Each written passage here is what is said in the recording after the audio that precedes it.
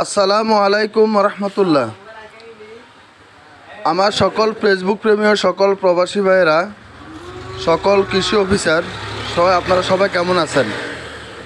আমি আল্লাহর রহমতে আলহামদুলিল্লাহ ভালো আছি। বন্যায় প্লাবিত হওয়ার কারণে আমার শখের যে আদা গাছ রোপণ করছি, আমার আদা গাছগুলোর বিশাল ক্ষয়ক্ষতি হয়েছে। তবে সম্পূর্ণ আদা গাছগুলো নষ্ট হয়ে গেছে। আদা কমপ্লিটলি পছন্দ হয়েছে। এখান থেকে আমার অনেক টাকা খরচ। আসলেই সরকার কি করবে এটা জানি না। আমার দৃষ্টি আকর্ষণ করছি সবার। অবশ্যই আমাদের যে ইউনিয়ন ভিত্তিক যে কৃষি অফিসার, উনি আমার এখানে পরিদর্শনে আসছেন। আমি ওনার সাথে কথা বললাম, ওনাকে দেখাইলাম, উনিও দেখছেন, উনিও দেখে অনেক কথাবার্তা বললেন। ওনাকে আমি আমার এখানে আসার জন্য ওনাকে ধন্যবাদ জানাই। আমি ওনার সাথে এখন কথা বলবো, ওনার থেকে কথা শুনবো রিফুন ভাই থেকে। রিফুন ভাই, কিছু কথা বলেন আপনি। আমি রিপন চন্দ্র দত্ত, উপসহকারী কৃষি officer, Lakshmanpur union, Lakshmanpur block.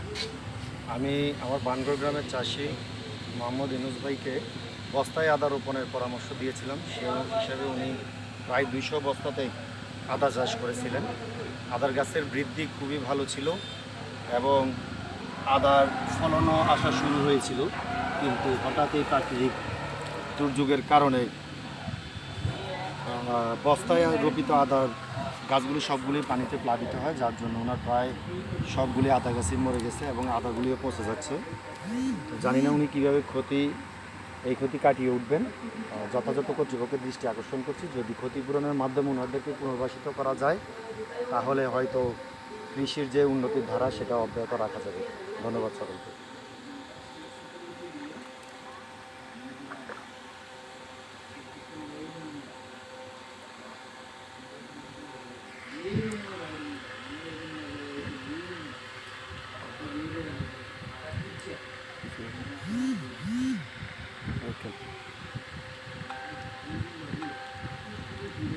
পানি নিমজ্জিত থাকার কারণে এবং পানি খুব স্লো নামার কারণে এখানে জলাবদ্ধতার সৃষ্টি হয়েছে, যার জন্য সবগুলি আদা গাছই পচে যাচ্ছে এবং আদার যে ফলন ছিল সেটাও ধীরে ধীরে পচে যাচ্ছে।